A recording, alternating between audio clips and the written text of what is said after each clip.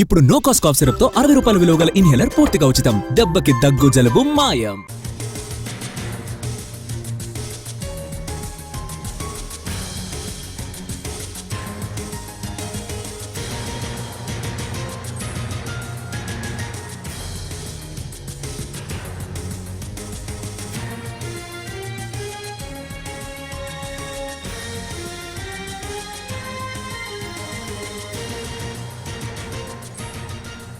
Congress chief Mallikarjun Kharge ఇంట్లో సమావేశం ముగిసింది. 2 గంటలకు పైగా ఈ సమావేశం జరిగింది. ఖర్గే రాహుల్ గాంధీతో CM Revanth Reddy, deputy CM Bhatti, మంత్రులు భేటీ అయ్యారు.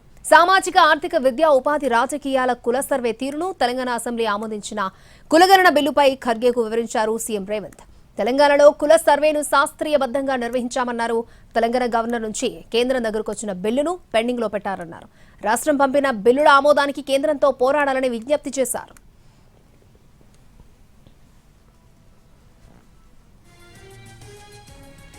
ఇక సాయంత్రం ఇందిరాభవన్ లో కాంగ్రెస్ పార్టీ లోక్సభ, రాజ్యసభ ఎంపీలతో ప్రత్యేక సమావేశం జరగబోతోంది. సమావేశానికి సీఎం రేవంత్ రెడ్డి, ఉప ముఖ్యమంత్రి మల్లు భట్టి విక్రమార్కతో పాటు పలువురు రాష్ట్ర మంత్రులు, కాంగ్రెస్ ఎంపీలందరూ హాజరవుతారు.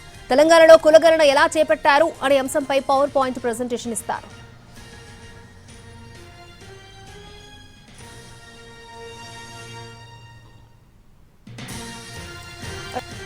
కాంగ్రెస్ చీఫ్ ఖర్గే ఇంట్లో సమావేశం ముగిసింది. 2 గంటలకు పైగా ఈ సమావేశం జరిగినట్లు తెలుస్తోంది. పూర్తి డీటెయిల్స్ మా ప్రతినిధి రాజు మనకి లైవ్ లో అందించడానికి ఢిల్లీ నుంచి సిద్ధంగా ఉన్నారు. లైవ్ లో రాజు. తెలంగాణకు సంబంధించినటువంటి బీసీ రిజర్వేషన్లు, కులగణన అంశాలు ఇప్పుడు దేశ రాజధానిలో కీలక సమావేశాలు జరుగుతున్నాయి. ఉదయం 10 గంటలకు ఏఐసిసి చీఫ్ మల్లికార్జున ఖర్గే నివాసంలో రాహుల్ గాంధీ కూడా హాజరయ్యారు. తెలంగాణ ముఖ్యమంత్రి రేవంత్ రెడ్డి, ఉప ముఖ్యమంత్రి భట్టి విక్రమార్క, దాంతోపాటు ఉత్తమ్ కుమార్ రెడ్డి, ఇతర బీసీ మంత్రులందరూ కూడా ఈ సమావేశానికి హాజరయ్యారు. తెలంగాణలో ఈ కులగణన ఎలా నిర్వహించారు, కులగణనలో ఏ అంశాలను సేకరించారనే విషయాన్ని శాస్త్రీయబద్ధంగా ఎలా జరిగిందనే దాన్ని మొత్తం కూడా వివరాలు అటు పార్టీ అగ్రనాయకులకు వివరించారు. అంతేకాదు దీనికి సంబంధించి నిపుణుల కమిటీ కూడా వేశారు. నిపుణుల కమిటీలో ఉన్నటువంటి సుభాష్ రెడ్డి, కంచా ఐలయ్యలు కూడా ఈ సమావేశంలో పాల్గొన్నారు. రాహుల్ గాంధీతో పాటు మల్లికార్జున ఖర్గేలు కొన్ని అనుమానాలు వ్యక్తం చేసినప్పుడు కూడా వాటికి సంబంధించినటువంటి సమాధానాలు కూడా స్పష్టంగా అందించినటువంటి పరిస్థితి కనిపించింది. అంతేకాదు తెలంగాణ ప్రభుత్వం అసెంబ్లీలో చేసి పంపించినటువంటి 2 బిల్లులు కేంద్రం వద్ద, అంటే రాష్ట్రపతి వద్ద పెండింగ్ లో ఉన్నాయి. వాటిని అమలు చేయాలంటే ఖచ్చితంగా కేంద్రం పైన ఒత్తిడి తేవాల్సినటువంటి అవసరం ఉంది. అది మల్లికార్జున ఖర్గే, రాహుల్ గాంధీల నేతృత్వంలోనే ఖచ్చితంగా కేంద్రంపై ఒత్తిడి తేవాల్సినటువంటి అవసరం ఉందని చెప్పి ఆ అగ్రనేతలకు, పార్టీకి సంబంధించినటువంటి ముఖ్యమంత్రి, దాంతోపాటు ఇతర మంత్రులంతా కూడా విజ్ఞప్తి చేశారు. సో ఇక ఇది ముగిసిన తర్వాత ఈరోజు సాయంత్రం 5 గంటలకు అంటే ఒక కీలకమైనటువంటి సమావేశం జరుగుతుంది. అంటే భారత్ జోడో యాత్రలో ఎప్పుడైతే రాహుల్ గాంధీ దేశవ్యాప్తంగా పాదయాత్ర చేసినటువంటి క్రమంలో ఎవరికి ఎంతమంది ఉన్నారో వాళ్ళకు అంతటి రిజర్వేషన్లు ఇవ్వాల్సినటువంటి అవసరం ఉందని చెప్పారు. ముఖ్యంగా బీసీలకు సంబంధించినటువంటి రిజర్వేషన్లు కూడా అమలు చేస్తామని చెప్పారు. సో ఇవన్నీ తెలవాలంటే జనగణనతో పాటు కులగణన చేస్తేనే వాస్తవాలు తెలుస్తాయి అనే విషయాన్ని కూడా స్పష్టం చేశారు. సో దానికి అనుగుణంగా మొదట అంటే అధికారంలోకి వచ్చాక తాము చేస్తామని చెప్పారు రాహుల్ గాంధీ. కానీ ఏదైతే కేంద్రంలో అధికారంలోకి రాకపోయారు, అయినప్పటికీ కూడా తెలంగాణలో కాంగ్రెస్ అధికారంలో ఉంది కాబట్టి అది ఫాలో అయ్యామని చెప్తున్నటువంటి కాంగ్రెస్ తెలంగాణలో ఏ విధంగానైతే ఈ కులగణన నిర్వహించారో దానికి సంబంధించినటువంటి వివరాలను మొత్తం దేశవ్యాప్తంగా రోల్ మోడల్ చేయాలనుకుంటున్నారు. ఇప్పటికే ఈ విషయాన్ని రాహుల్ గాంధీతో పాటు కాంగ్రెస్ నేతలందరూ కూడా స్పష్టం చేస్తున్నారు. సో దానికి అనుగుణంగానే ఒకవైపు కర్ణాటకలో కూడా నిర్వహించాలని చెప్పి ఇప్పటికే అక్కడ ఉన్నటువంటి ప్రభుత్వానికి కూడా ఆదేశాలు జారీ చేశారు. ఈ విషయాన్ని దేశవ్యాప్తంగా ఉన్నటువంటి కాంగ్రెస్ ఎంపీలకు తెలియాల్సినటువంటి అవసరం ఉందని భావిస్తున్నటువంటి పార్టీ ఈరోజు ప్రత్యేకంగా ఇందిరాభవన్లో 5 గంటలకు దేశవ్యాప్తంగా ఉన్నటువంటి రాజ్యసభ సభ్యులు, దాంతోపాటు లోక్సభ సభ్యులు వీళ్ళందరినీ పిలిచి ప్రత్యేకంగా ఒక పవర్ పాయింట్ ప్రజెంటేషన్ ఇవ్వబోతున్నారు.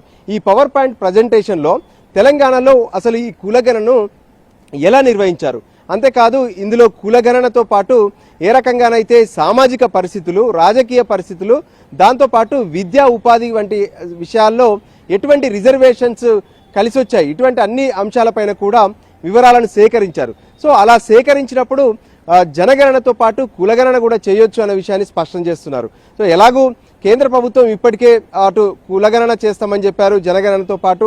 సో దాన్ని ఇప్పుడు తెలంగాణ చేసినటువంటి ప్రాసెస్ను కూడా వాళ్ళు ఫాలో కావాల్సి ఉంటుంది. అవసరమైతే కేంద్రానికి దీనికి సంబంధించినటువంటి వివరాలు కూడా అందజేస్తామని చెప్పి గతంలోనే తెలంగాణ ముఖ్యమంత్రి రేవంత్ రెడ్డి స్పష్టం చేశారు. సో దానికి అనుగుణంగా ఇక్కడ జరిగేటటువంటి పవర్ పాయింట్ ప్రజెంటేషన్లో ఎన్ని రోజుల్లో తెలంగాణలో ఈ కులగణన అనేది పూర్తయింది, ఎంతమంది అధికారులు పాల్గొన్నారు, సో పారదర్శకంగా ఈ సర్వే అనేది పూర్తి చేయడానికి ఎటువంటి ప్రాసెస్ను ఉపయోగించారు, సాఫ్ట్వేర్స్తో పాటు ఫిజికల్గా డాటాను ఎలా రూపొందించారు, ఏ ప్రశ్నలు అడిగారు, ఆ తర్వాత ఈ వివరాలన్నీ కూడా ఎలా వచ్చాయి అనే విషయాలను స్పష్టం చేస్తారు. సో అదే రకంగా దేశవ్యాప్తంగా ఉన్నటువంటి ఎంపీలకు తెలియజేయడం ద్వారా ఖచ్చితంగా ఇది రానున్నటువంటి కాలంలో ఎక్కడ ఎటువంటి కులగణనకు సంబంధించినటువంటి అంశం తలెత్తినా తెలంగాణ విషయాన్ని ప్రస్తావించాలనేది కాంగ్రెస్ ప్లాన్.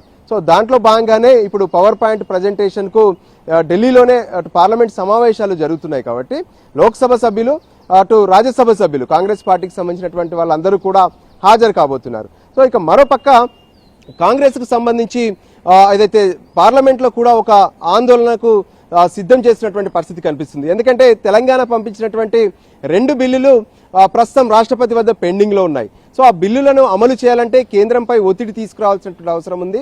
సుప్రీంకోర్టులో రిజర్వేషన్లకు సంబంధించినటువంటి క్యాప్ ఏదైతే ఉందో ఆ క్యాప్ తొలగించాలంటే ఇప్పుడు తెలంగాణ నుంచి వచ్చినటువంటి బిల్లులను కేంద్రం ఆమోదించి 9th షెడ్యూల్లో పెట్టాల్సి ఉంటుంది. సో అటువంటి ప్రాసెస్ కావాలంటే ఖచ్చితంగా పార్లమెంట్లో ఒక ఒత్తిడి అనేది రావాలి. అది లోక్సభలో ప్రతిపక్ష నేతగా ఉన్నటువంటి రాహుల్ గాంధీ, రాజ్యసభలో ప్రతిపక్ష నేతగా ఉన్నటువంటి మల్లికార్జున ఖర్గేల నేతృత్వంలోనే ఇది కొనసాగాలని చెప్పి తెలంగాణ కాంగ్రెస్ నేతలు భావిస్తున్నారు. అంతేకాదు ఇండియా కూటమిలో ఉన్నటువంటి ఇతర పార్టీ నేతలను కూడా చర్చించి వాళ్ళందరినీ కూడా ఈ ఆందోళనకు ఈ ఉద్యమానికి సపోర్ట్గా తీసుకోవాలనుకుంటున్నారు.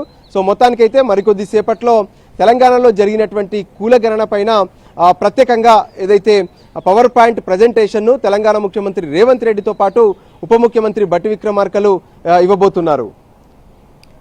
ఓకే రాజు.